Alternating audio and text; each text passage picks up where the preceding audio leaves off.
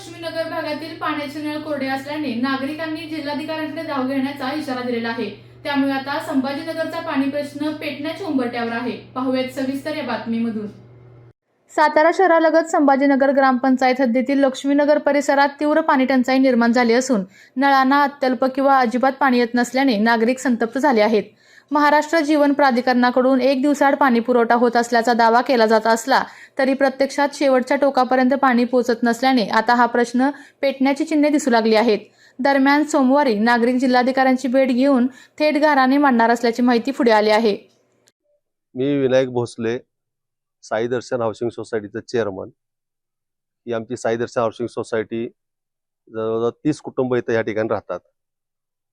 आज पाणी प्रश्नावरती मला ज्यावेळेला पत्रकारांनी प्रश्न विचारला होता त्यावेळेला तुमच्याकडे पाण्याचे कसे काय समस्या, तर आमच्याकडे समस्या आहेत सगळ्या। मीच असं नाही की माझ्या बाजूला शेजारी आमच्या सोनाई आर्केड आहे, तिथं सुद्धा त्याच पद्धतीची समस्या आहे। ती सुद्धा 4 माळ्याची इमारत आहे आणि आम्हाला जवळजवळ 20,000 लिटरचं पर डे पाणी आम्हाला पाहिजे असताना, आमची मागणी असताना याच्या आधी सुरुवातीला व्यवस्थित पाणी यायचं, परंतु जेव्हापासून आम्हाला एक दिवसाआड पाणी पुरवठा चालू केलेला आहे तेव्हापासून आम्हाला 10,000 लिटर सुद्धा पाणी एक दिवसाआड मिळत नाही। मग आता ह्या लोकांनी काय करायचं? आज लोकांनी लाखो रुपये खर्च करून या ठिकाणी प्रॉपर्ट्या घेतलेल्या आहेत, तिथे भाडोतरी मिळत नाहीत। ज्यांना भाड्याने द्यायचं त्यांना भाडोतरी मिळत नाहीत आणि जे ओनर राहिले आहेत त्यांच्याकडे सुद्धा पाण्याच्या विषयी भरपूर मोठ्या समस्या निर्माण झालेल्या आहेत। आज लहान मुलं आहेत, पाणी म्हणजे आम्हाला बाहेरचं पाणी आणावं लागतं पिण्यासाठी आणि खर्चासाठी टँकर मागावा लागतो। एक दिवसाआड ज्यावेळेला पाणी ते लोक सोडतात त्यावेळेला दुसऱ्या दिवशी आम्हाला पाणीच नसते। 10,000 लिटर पाणी आलं की त्या दिवशी सगळं संपतं, दुसऱ्या दिवशी आम्हाला आमच्या पदार्थ टँकर आणावा लागतो। मग इथं राहणारे भाडोत्री सुद्धा विचार करतात की तुम्हाला मेंटेनन्स द्यायचा, वरून टँकरची वर्गणी द्यायची, त्यामुळे इथं भाडोत्री सुद्धा राहणार। आता आम्हाला सुद्धा आमच्या प्रॉपर्टी विकावून स्थलांतरित करावी काय अशी आमची इथं अवस्था झालेली आहे। त्यामुळे प्राधिकरणाने किंवा ग्रामपंचायत संभाजीनगर यांनी सुद्धा या गोष्टीचा विचार करावा आणि आम्हाला पाणी पुरवठा व्यवस्थित करण्याची त्यांनी आमची एक मागणी आहे की आज जर फेब्रुवारी महिन्यामध्ये तुमची जर ही अवस्था असेल तर अजून मार्च आहे, मे आहे, एप्रिल, मे, जून, म्हणजे जून पर्यंत समजा पुढचे 4 महिने कसे जातील? नाहीतर आपण सातारा जिल्हा हा धरणांचा जिल्हा हा ओळखला जातो, परंतु हे सुद्धा पाणी आमच्या उशाला आणि कोरड आमच्या घशाला अशी आमची आज या ठिकाणी अवस्था झालेली आहे। तरी ह्या पाणी संदर्भात प्रशासनानं किंवा ग्रामपंचायतीने, प्राधिकरणाने त्याचा विचार करावा आणि पाणी पुरवठा व्यवस्थित करावा, ही एक माझी मागणी आहे सोसायटीच्या माध्यमातून।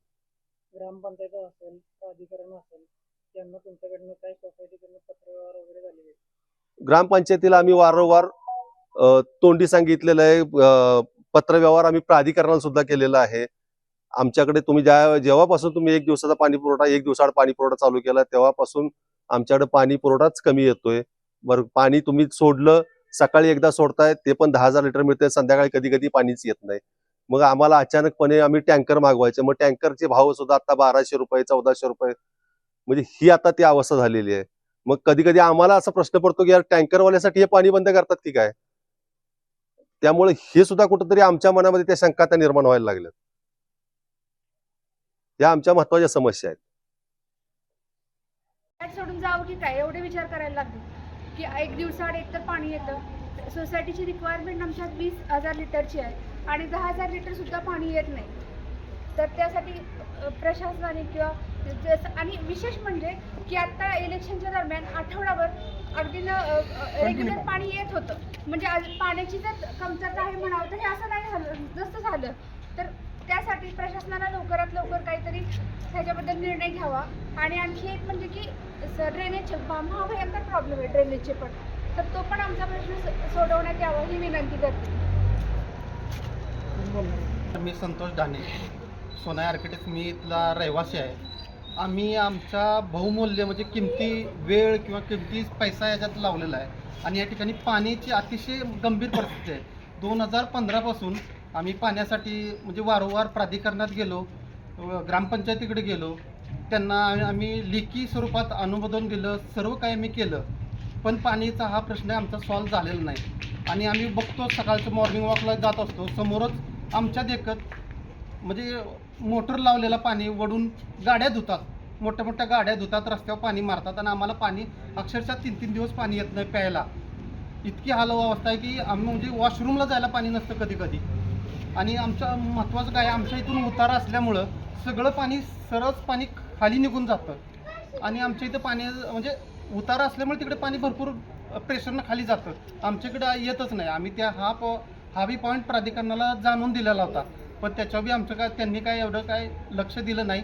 आणि ग्रामपंचायतीला वारंवार आमचा इथं ड्रेनेजचा एक थोडासा इश्यू आहे. ग्रामपंचायतीला आम्ही लेखी अर्ज दिला, ग्रामपंचायतीला आम्ही मान्यांना वारंवार आम्ही फोनवर वार्ता केली, बोललो, पण त्यांनी त्या विषयावर काही गांभीर्यानं विषय घेतला नाही. त्यांनी आम्हाला असं सांगितलं तुम्ही आमदारांच्याकडे जावा, ह्याच्याकडे जावा. प्रॉब्लेम आमचा ड्रेनेजचा थोडासा आहे, जर समोरच्यापर्यंत झालं तर सॉल्व्ह होऊ शकतो.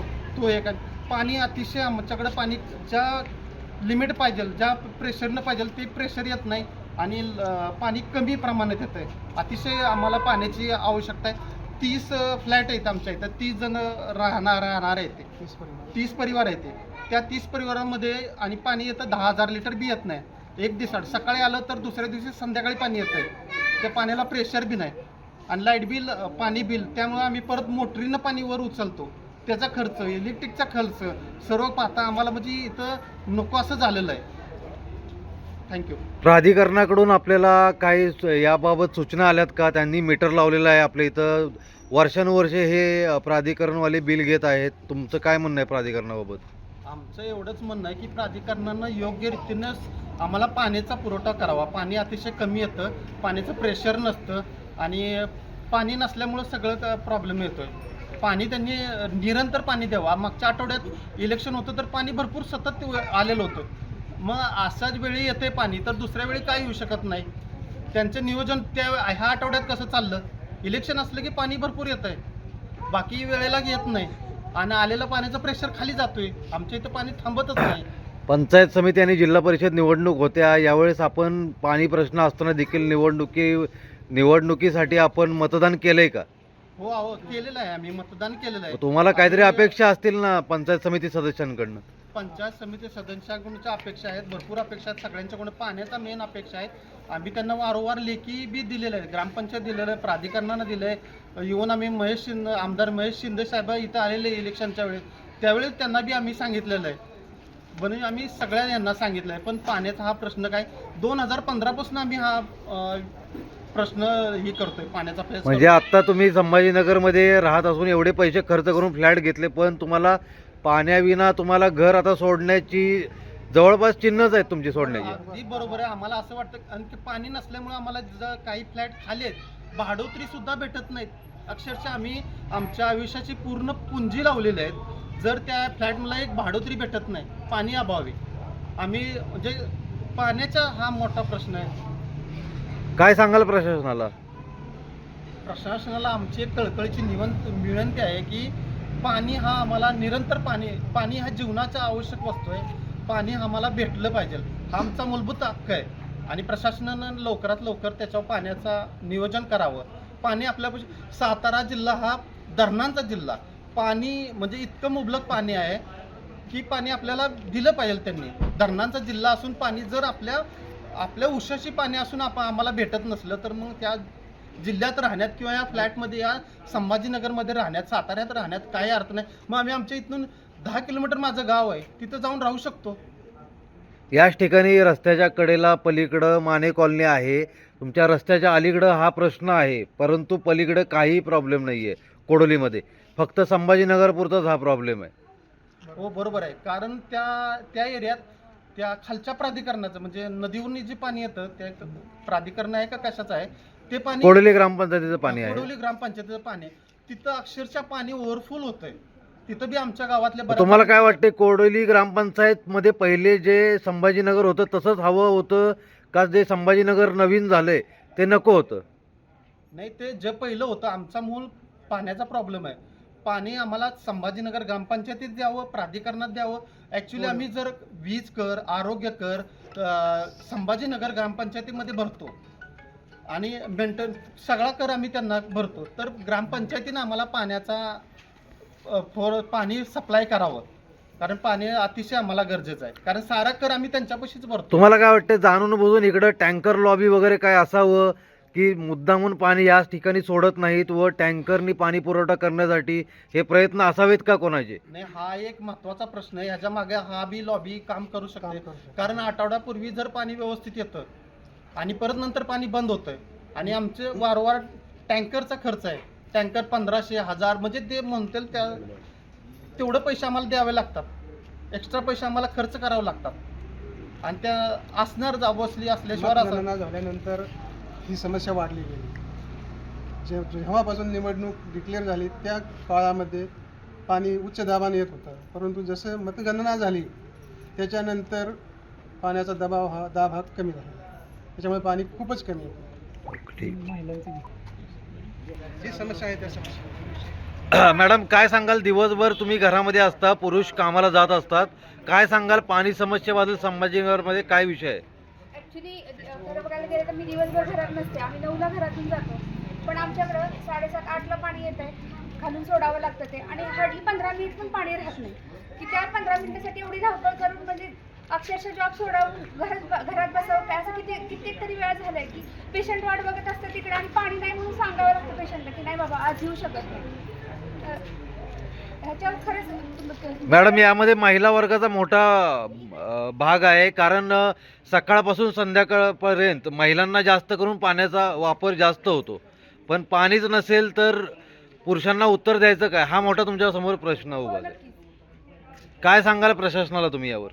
प्रशासनाला एवढंच सांगेन की लवकरात लवकर आमच्या प्रश्नावर काहीतरी तोडगा काढावा, पाण्याचा सप्लाय रेग्युलर व्हावा. एक दिवसाआड पाणी म्हणजे सगळं अख्खं जीवन सगळं पाण्यावर अवलंबून असतं आणि एक दिवसाआड पाणी ते पण 15 मिनिटं, म्हणजे कसं जगायचं कसं लोकांनी, ह्याचा पण विचार केला पाहिजे. मतं मागताना तुम्ही आम्ही पाणी 24 तास सप्लाय करू वगैरे असं जर बोलता तर ते ॲटलिस्ट 24 तास राहू द्या, पण दिवसातनं 2 तास तरी प्रॉपर पाणी सोडा ना.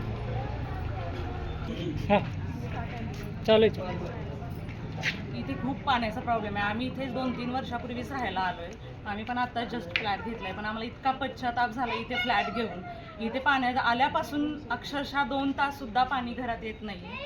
आणि मतदान होतं तेव्हा बरोबर व्यवस्थित आठवड्याभर पाणी येत होतं. तुमचं मतदान झालं की बरोबर त्यांनी कमी दाबाने पाणी सोडायला सुरुवात केली आहे. पाणी नाही म्हटलं तर मतदानाच्या वेळेला कसं आलं आणि पाणी नाही. आपल्या तालुक्यातील जिल्ह्यातील बातम्या सर्वप्रथम पाहण्यासाठी आजच सातारा न्यूजला YouTube चॅनलवर सबस्क्राईब करा, लाईक करा, शेअर करा आणि बेल आयकॉन प्रेस करायला विसरू नका.